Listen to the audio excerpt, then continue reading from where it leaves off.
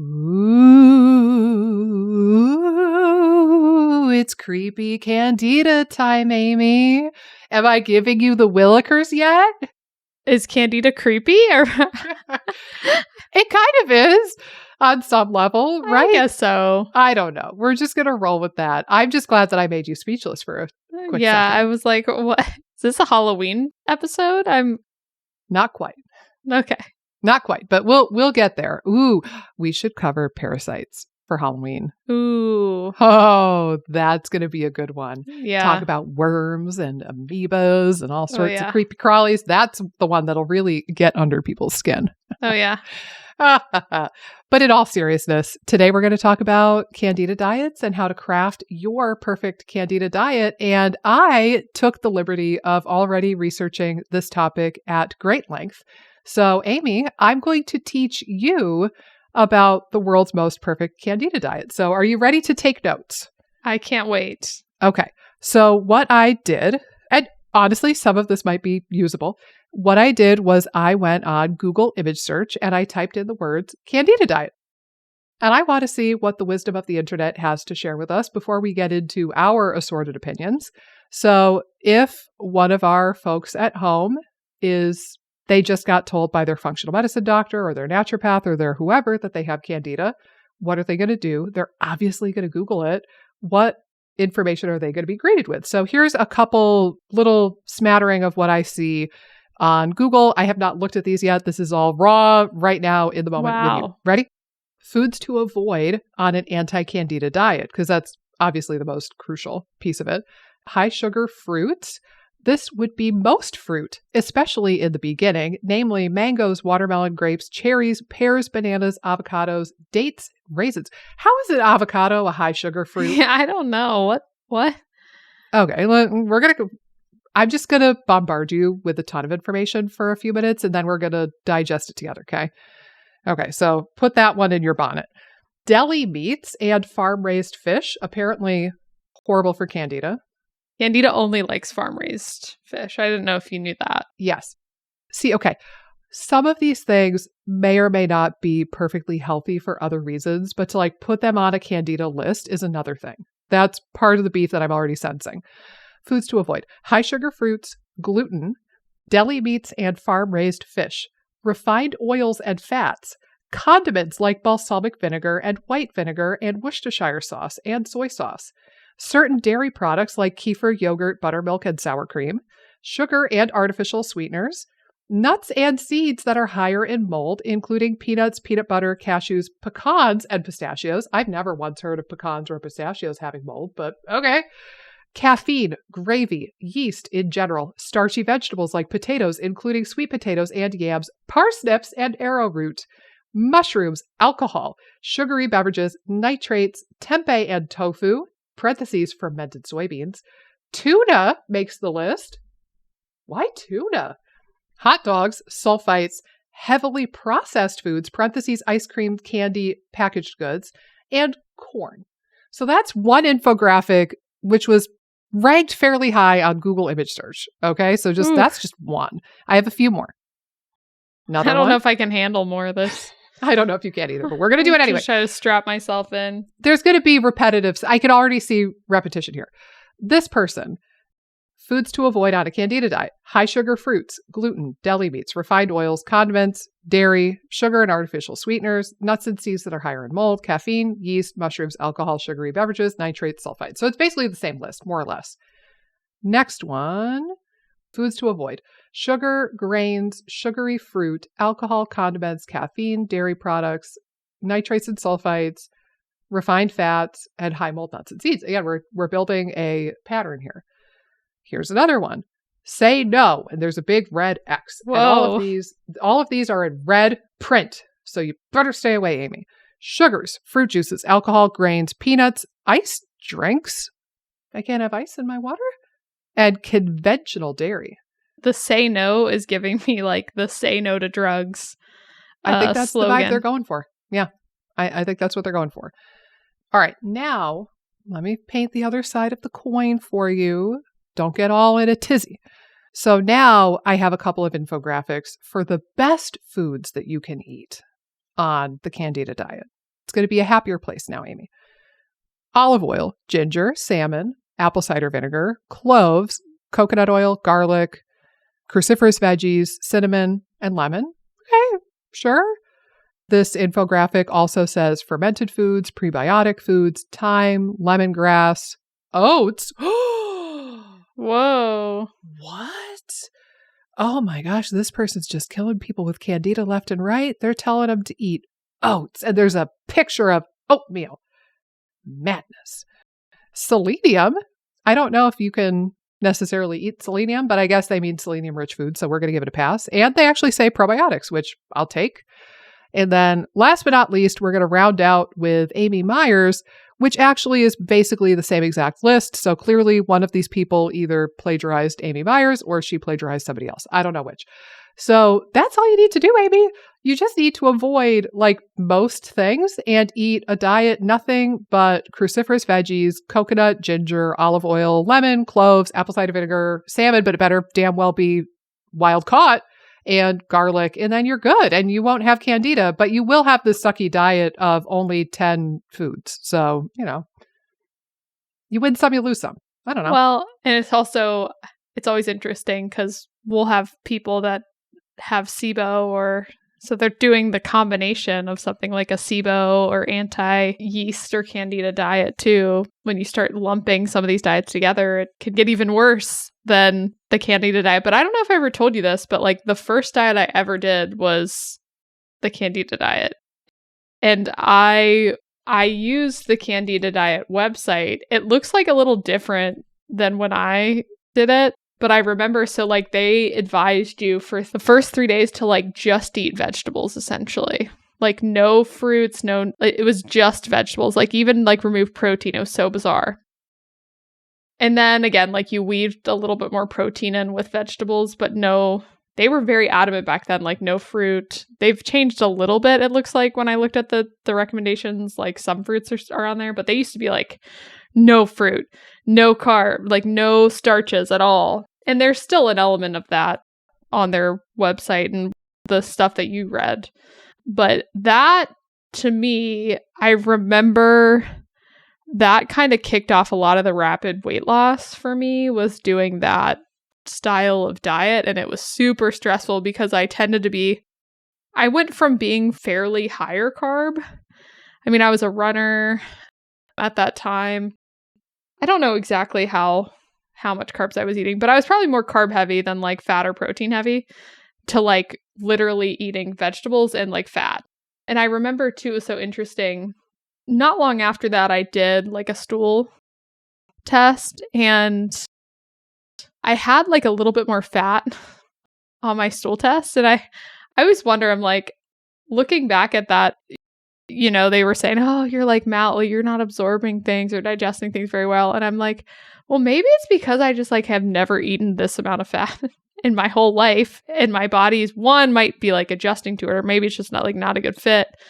But I do remember that like having started the candida diet maybe like a month or two prior, and then like ratcheting up the fat to an insane degree because I was so low carb. That diet was very intense and very scary. I remember being like scared while doing it too. Like, oh my God, if I eat one minuscule amount of carb, I'm going to feed those little critters in there and they're just going to take over. Yep. And you're a damn fool if you feed it. And if it comes back, it's your fault. Exactly. Because you fed it. Yeah. There's a lot of fear. We talk about this a lot with like IBS and SIBO and that sort of world. There's plenty of fear tangled up in that world. But I think that candida takes that just to the moon and back. Yeah. And that's the way it's presented in the world 9 times out of 10, whether you go to a functional doctor or a naturopathic doctor or whoever. When you get diagnosed, I'm using air quotes because that's debatable. But when you get told that you have candida, or if you hypothesize it and take to the Reddit threads and the YouTube channels, it's a very scary world. And again, it paints this picture like, oh gosh, I believe there's a movie that's based off of a video game that's based off of cordyceps fungus. And it's basically like this fungus takes over the brain of the host, and then it like erupts from their head and it sporulates all over the place. I know The Last of Us, is that something? Is that a thing? That is a show and that is a video game.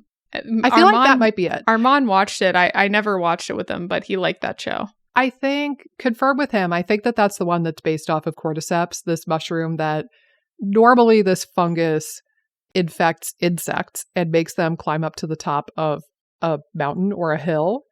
And then when they get there, it erupts from their head and then releases its spores that go down the side of the mountain. And then that's like its life cycle. But, I started the episode a little bit weird, A, because I'm weird, but B, because I do think that there's a distinct, like, creepy, ick, alien-ish factor that goes with Candida. Like, yeast and fungus, it's so different from our machinery. And I think we frankly have a much better understanding of the bacterial microbiome as compared to the fungal mycobiome. Like, I think that there is a distinct element of fear and like uncertainty and kind of like alien life form vibe that goes with the Candida world.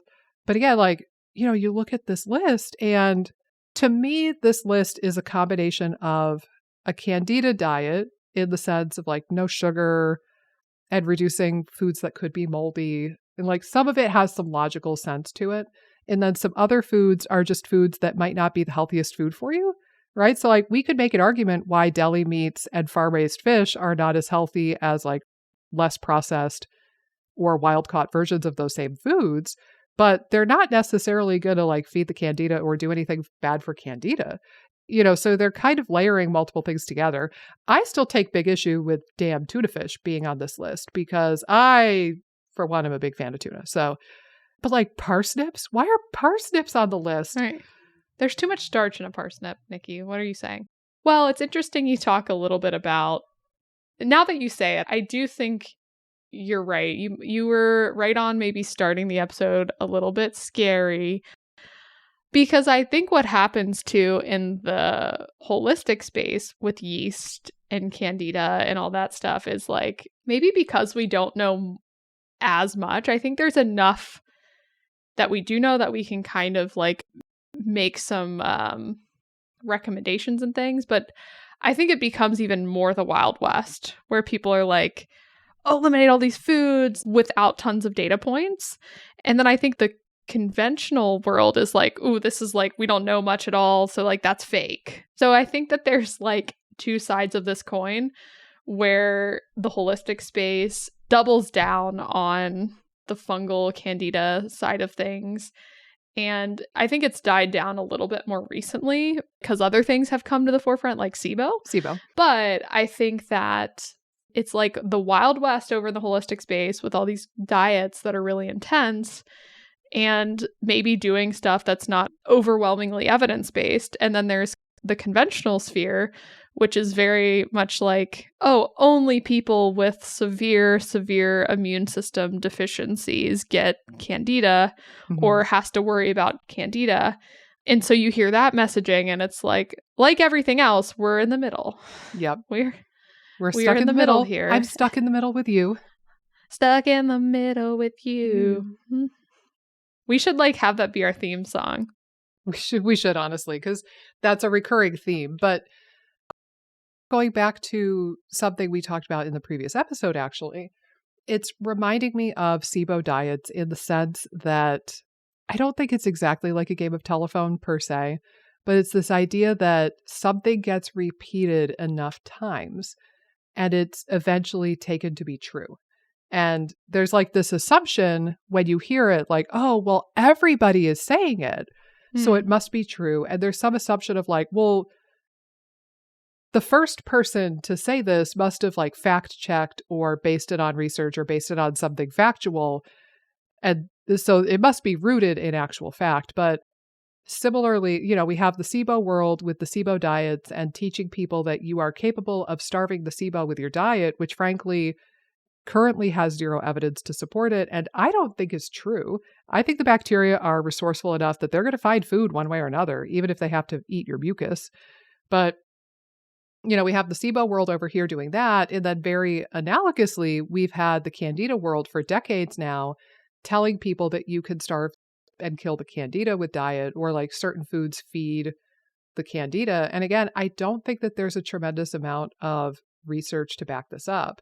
And you mentioned this earlier in the previous episode, but just because there's a lack of research on something doesn't discount it entirely. Like both of us are open-minded enough and humble enough that, if somebody posted a link on this YouTube video, for example, and said, actually, here was a really good study where they looked at using a Candida diet in 20 people with IBS, right?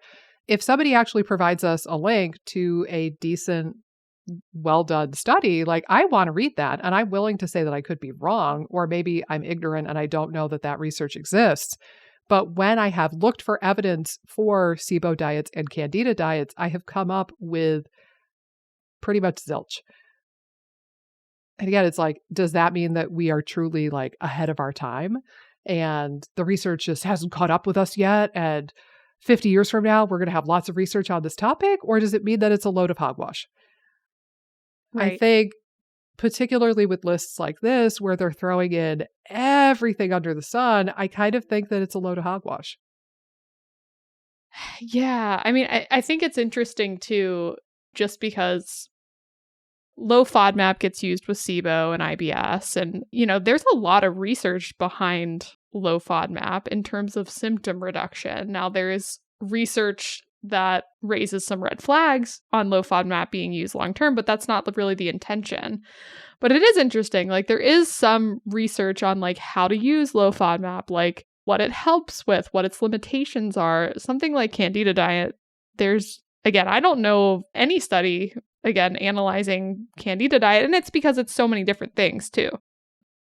Now, again, most of them boil down to the same thing, but some of them would be remove all fruits, do keto. Like some of them would be more keto, like very keto centric, where others might include some oats or some grains or things like that. So there can be some nuance.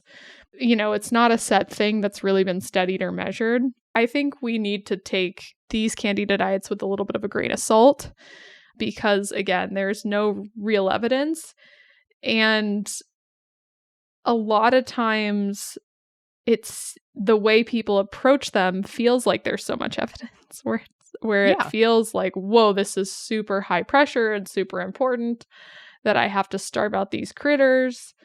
And if I don't, like, I'm not going to get better. And it's just, again, I haven't seen that to be true with people that have had more of a Candida presentation. But yeah, it's again, more of the Wild West, I feel like, in the Candida space than even like the IBS or like SIBO space. Sometimes they incorporate low FODMAP. So it feels like, there's like at least some research on how that affects symptoms and, some studies on that particular diet. But Candida diets, it's like there's nothing. Feels like with FODMAP, at least we know that it can reduce symptoms for a lot of people. And at least we have a decent understanding of the mechanism of low FODMAP. Side note, it's not starving the SIBO. But there's not a lot of evidence for Candida diet. So people are sort of left to their own devices somewhat. And again, I'm going to go back to the beauty and the curse of the internet is the wealth of information that's available for free. Ironically, podcasts like our own are out there, and that's a great thing and a terrible thing all at once. But like you go on to these Facebook forums and these Reddit threads, and people are speaking with such certainty, and they're warning you against the dangers of Candida and like what happens if you feed it and what happens if you don't conquer it. And like it's that certainty combined with the scariness, combined with the fact that you don't feel good and you're seeking answers and like the vastness of the information and everybody seems like they're saying the same thing. So it must be true. It's a really dangerous place to try to find good, reliable information. And it most often leads to a tremendous amount of food fear and like disordered eating and just not feeling good, dropping a lot of weight, having blood sugar swings, and basically being in starvation mode without even fully realizing it. Now, I think maybe we've taken a whack at the dead horse for long enough on what the Candida diet should not be in our opinions. Right. I will also briefly mention before I forget this point, our ability to diagnose Candida is really bad. Like on the same level as SIBO, maybe worse. I think it might even, the SIBO side of things, like, at least there's some like sort of some studies At least around. we have aspirates, right. and that's decent, not perfect. Glucose breath testing is decent and hardly perfect. So I think I'm going to give SIBO the point here for having better diagnostics, which is saying something, because I think that SIBO diagnostics really, really sucks right now. And it's frankly not worth using for most people. But when you look at something like an organic acids test, or a Candida stool test, or a Candida like blood antibody test, there are a lot of discrepancies and potential inaccuracies. And like, for example, the oat test has been around forever. And I know some people in our sphere who are very passionate, and they run an oat on every single person, regardless of symptoms. And they're going to go on the witch hunt for Candida for every single person. Lucy Mailing did she, in conjunction with somebody else who helped her research and write that article, they just posted an article, I think maybe in the last year or so, on her website about each of those individual markers on the oat test and whether or not there's research to validate the claim that an elevation indicates Candida. And for all of the markers, minus maybe one, there's absolutely no evidence that they indicate fungal overgrowth or Candida overgrowth in any way, shape, or form.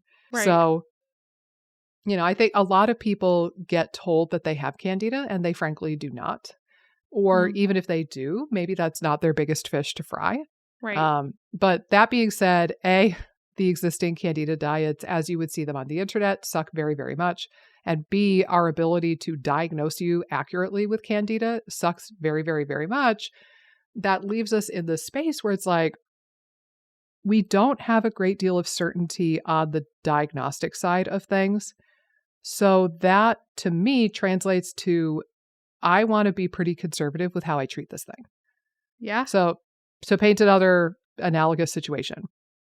If you got diagnosed with stage 4 cancer and you went to an oncologist and they did a accurate, reliable test for that cancer, and they were able to tell you the genetic markers and the size and the shape and the location of that tumor, you'd be like pretty confident that they were telling you something true, right? And you would be more willing to do aggressive therapy for that cancer. And that would make sense. Versus if you go to like, and I'm not trying to diss anybody, we can get woo too. It's just not right now. If you talk to your great aunt Cindy, who does Reiki and is intuitive, and she tells you that you have cancer, and here you need to do this really restrictive juice cleanse for 5 months to get rid of the cancer, but there's like no diagnostic workup. She's frankly not reputable. There's nothing to go off of. Like, if the diagnostic side of it is not likely to be highly accurate, you're probably not going to be willing to go run out and do chemotherapy based on Aunt Cindy's recommendation, right? Like, maybe you could take a little bit of something just for funsies and see how it affects you, but you wouldn't be going into the oncologist demanding chemotherapy for something Aunt Cindy told you. So similarly, because we can't be certain on the diagnostic side with Candida, to me, that necessitates that we look at this really holistically and we treat it really gently, and we don't do things that harm the person in the process. And that's what's happening with the vast majority of Candida protocols and Candida diets. They are harming the person by instilling food fear and disordered eating and malnutrition and microbiome perturbations. Like, you're taking away diversity from the microbiome, you're taking away prebiotics. And that's the fundamental problem here, is that these diets can be very, very, very harmful, both physically and mentally. And we're doing something potentially tremendously harmful based off of what? Not much. Nothing? Right. Close to nothing, yeah. Yeah. Yeah, I think I agree with the sentiment of everything we've been saying is like, okay, we don't have the information. I don't even think we really have the information on SIBO, but we have even probably less on Candida and fungal stuff. And I think we'll learn more because I think there is more people sort of researching the microbiome now. I've seen more stuff over the last 5-ish years. of different things coming out of that space.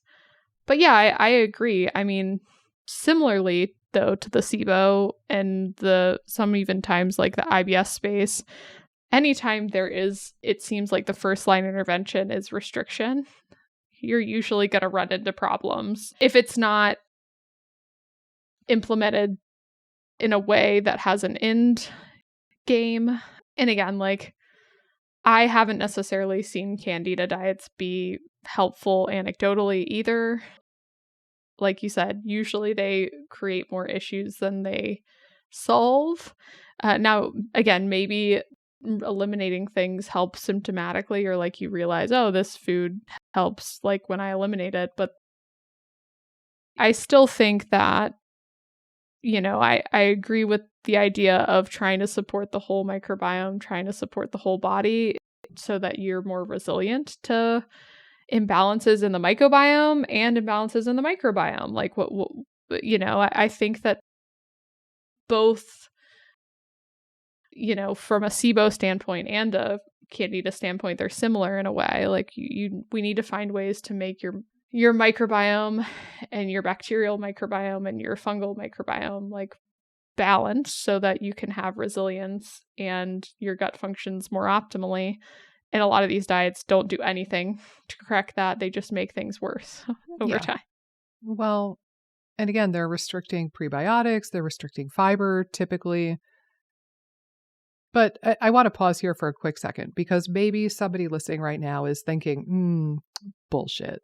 Like, no, my Candida diet helped me, gosh darn it. Or like my aunt Pauline did a Candida diet and she felt tremendous and she lost 20 pounds and looked great.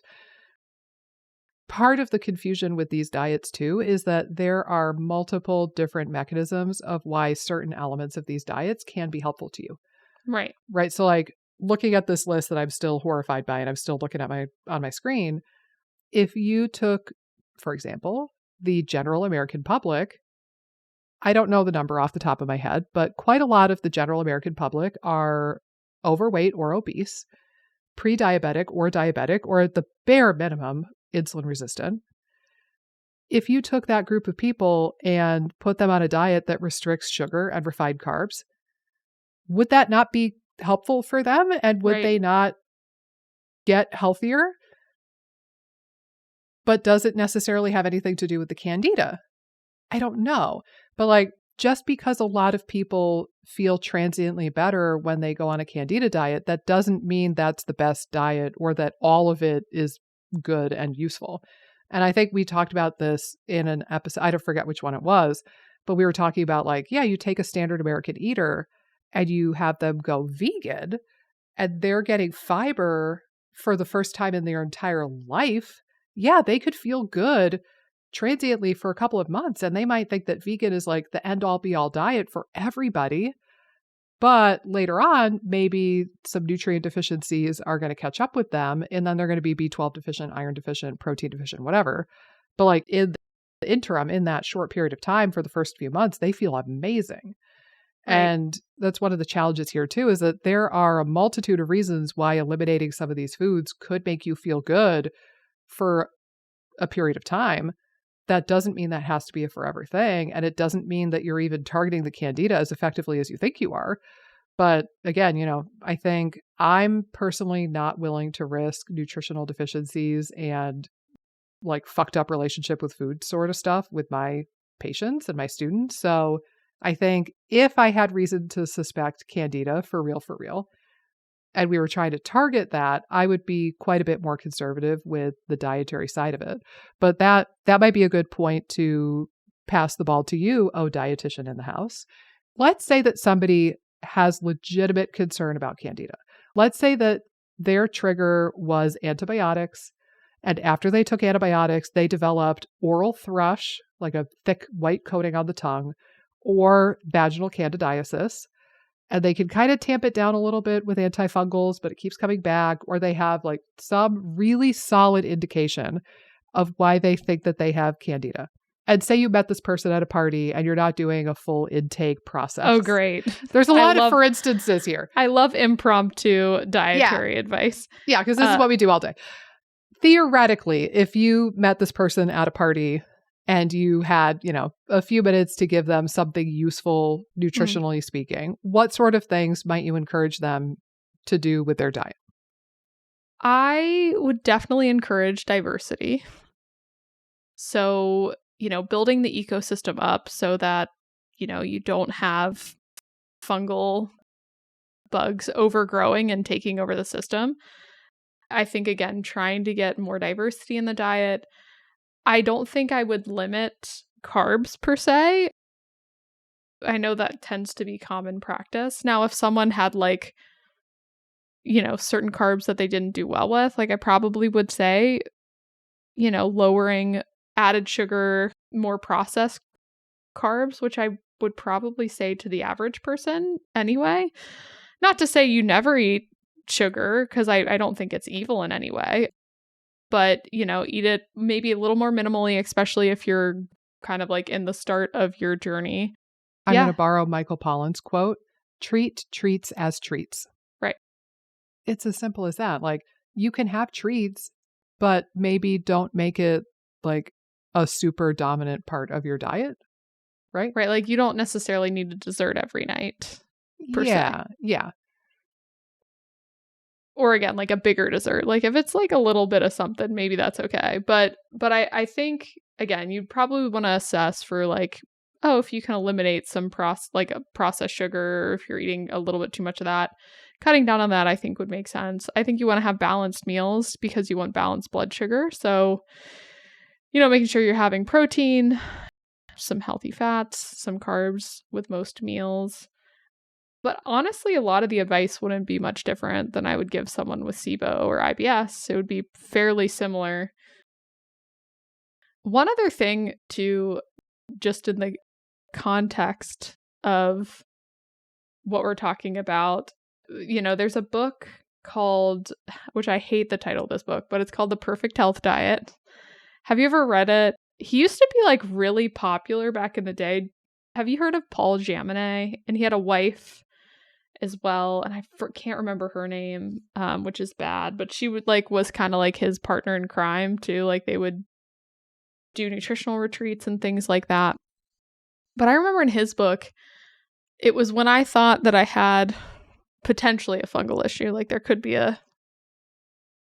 that going on for me, which I actually did think at one point when I took Cipro, I started getting nail fungus. There were elements where I'm ooh, I think I probably had a little bit of some imbalance in my microbiome for a period of time after that.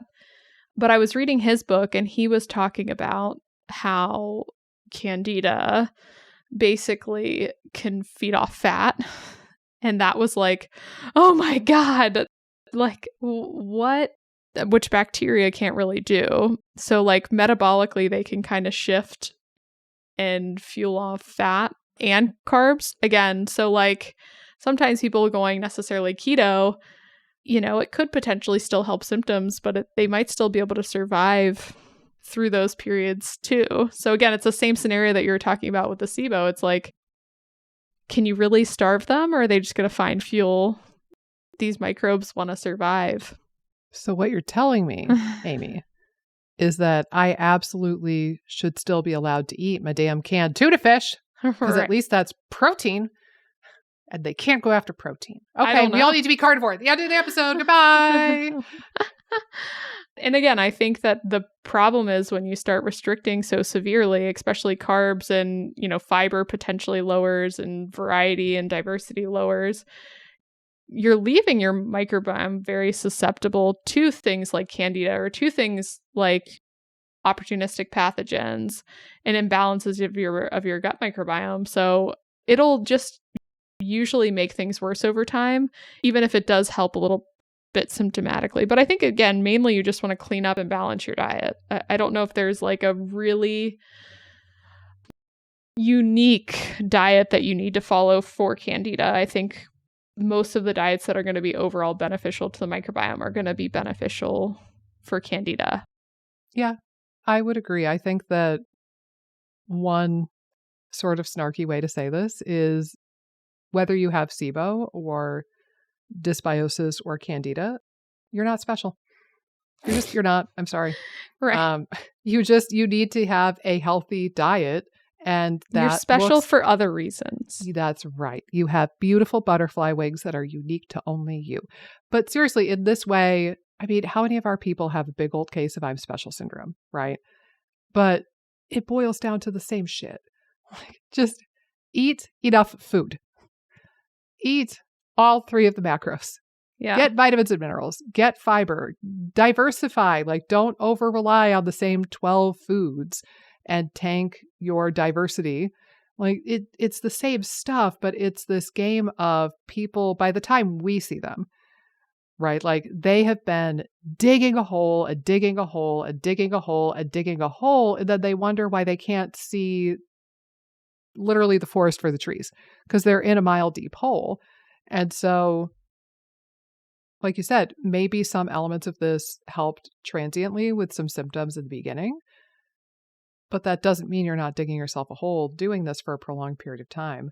And again, what boggles my mind is that a lot of people are absolutely dead set that they have candida and that must be the thing. And like, we don't even know if that's true. Yeah. Like, you're spending all of this time and energy spinning your wheels on something that you're not even certain about. You're certain, like, from an anxiety standpoint, you're terrified that you have candida and you've convinced yourself you have it, but we don't know. Again, our testing ability is so in like the dark ages in this regard. But we know the things that diversify the gut microbiome reasonably well. We know that. And it's diversity, fiber, colors, polyphenols, prebiotics, probiotics. That I would say this. I think that I agree with you. I think that a candida diet in my eyes is going to be largely just like a healthy diet in general. And it's going to be the same crap that you would learn going to a regular non-gut trained RD or nutritionist, probably. But if there's any little extra flair that I would add to the candida person's story, I would super encourage them to get fermented foods on board. And I would probably have them be a little bit more mindful of cutting out sugar in the beginning. Like, yeah. Sugar. No, Right. you don't need to have the cookies and the macarons and the ice cream and the cakes and the whatevers. Give the sugar a rest for maybe like a couple weeks or a month. And then you could go back to treats as treats and just have them in moderation. But again, like, I would probably do something similar if I was working with somebody with diabetes, right? Like, okay, just let's Right. really throttle back more aggressively on the sugar for a period of time. And then hopefully you get back to a place later on where you can have some balance and you can enjoy treats every now and then. But again, it's not terribly special. It's still the bones of the operation is still going to be 98% the same conversation that we would tell just about anybody else. Yeah. Well, and I think too, again, there's individuals that have specific needs or tweaks here or there, just in general too, outside of thinking of everything through a candida lens. It's like, oh, this person's more active. They're going to need more carbs, or this person tends to do better with getting enough carbs, but like they seem to do better with kind of like more of a lower to moderate carb situation. Like most people usually need a certain amount, but then there's kind of variability. So a lot of times with diet, like there can be experimentation and variability, but for most people, like if you get within this range, you're going to feel pretty good. And then you can kind of tweak from there and like individualize from there. But again, I think this idea that you can starve microbes in general, whether that's fungal or bacterial, or parasitic infections. Like I don't think you can necessarily starve them with the diet. Yeah, I don't think so either. I would even say there's even a slight parallel in this regard with the low histamine world. If you go on Google and you search for a low histamine diet, 9 times out of 10, you're going to find a list of no foods. Yep. Right? These are the foods that contain histamine or they liberate histamine, and these are bad for histamine.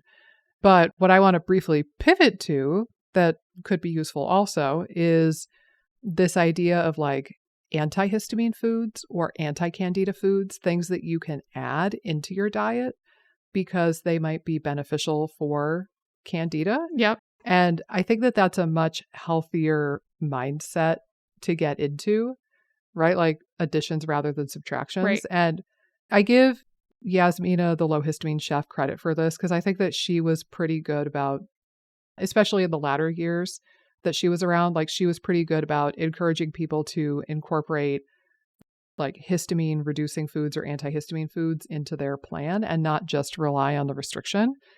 I think that that messaging probably fell a little bit flat on the audience who only wants the list of no foods, and they tend to gravitate towards more food fear. But she at least tried to share that. But, you know, I'm looking at this list of what was in a couple of these infographics. So coconut oil, garlic, ginger, like those all clove, cinnamon. Cruciferous vegetables seem to be. Yeah, you know, I think some of these things have an antimicrobial arm to them, right? Like garlic certainly has antimicrobial and prebiotic qualities. Coconut has antimicrobial and antifungal properties to it. Ginger is a biofilm disruptor for a lot of bad boogeymen, not just Candida. Clove, cinnamon, a lot of herbs for that matter tend to have biofilm disrupting kind of qualities to them. So having a diet that's really rich in like herbal flavorings and herbal enhancements and spices can be really great. Cruciferous veggies, there's the fiber element and also the like the antioxidant sulforaphane kind of element. Maybe that is what they're going for there. Yep. But, you know, I think that trying to add foods into your diet, and again, fermented foods, yogurt, kefir, etc. I think it's preposterous that at least one of the lists specifically said that you had to cut out yogurt and kefir and fermented foods, because that's something that's actually fairly well established, is that you can prevent yeast infections or you can prevent fungal issues if you take a probiotic with your antibiotic, or you take, you know, if you consume yogurt. So that's maybe one additional element that we would say to Candida folk. Again, if we met them at a party in this imaginary universe, I think that fermented foods would be great for most people anyway. Yeah. But maybe you would like emphasize that slightly more if you were talking to somebody who had a known case of Candida versus your average Joe, Jane, Schmo who you also met at the party that night. I know. I love this party scenario where I hope it's someone I know that's like, I'm having a vaginal yeast infection. Help. That's kind of what I'm envisioning. I mean, it depends. I talking with everybody, and I'm okay with rabbit trails. I could see some wine, and I could see talking about this with a stranger. Actually, my neighbor a couple of doors down, we were sitting around a campfire. This was maybe like 2 months ago. We were sitting around a campfire, and we just randomly got talking about her chronic UTIs, and we got talking about that sort of world. I don't know her all that well. Just, you know, here or there around the neighborhood. So you'd be surprised. I would probably talk about vaginal candida with just about anybody. Yep. I think I would too. But I would let them lead. I wouldn't want to. Sure. We are ladies of taste. I don't want to go on the hunt for... Yes. Yeah. For Hi, do you have vaginal candida? I know. Oh, man. I have all the great information for you. Oh, boy. Let's get talking. Here, pull up a seat. Right. That's funny. Well, yes. Well, you know, this was perhaps a shorter than normal episode. Go figure. But, you know, I think that this turned into an episode of dispelling myths more than anything else. Because again, it's not like we had a lot of PubMed studies to cite in this world. Because again, there's literally no or next to no research on this topic.